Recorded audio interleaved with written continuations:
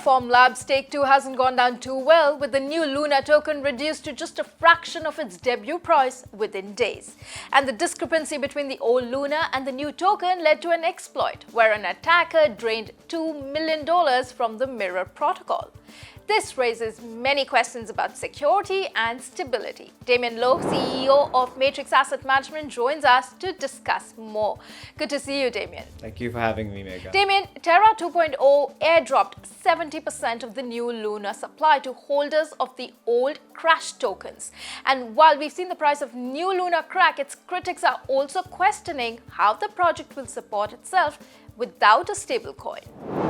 That's true. It remains to be seen overall whether it can be a success overall. Having said that, if you've looked at comparisons with the other L1 coins like Ethereum, they had a lot of use cases even without a stable coin. So yes, it's possible, but Terra is definitely known for its stable coin and a lot of its ecosystem was built around it. So I think you're right, it remains to be seen whether it can be successful. There's also the trust factor once it actually breaks.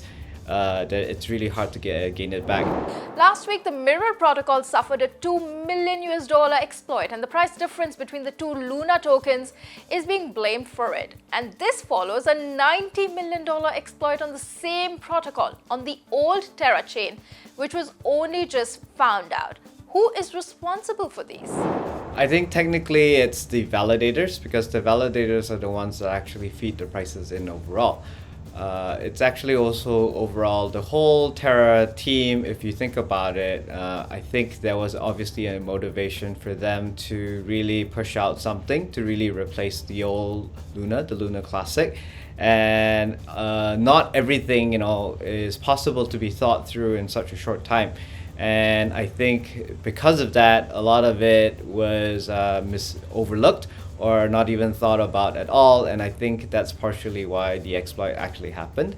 And I think you'll start to see a lot more of that, because overall as a network it's really complex and it's not really easy to think about all the different aspects that might break, especially if you've rolled out something weeks after the initial Luna Classic went down.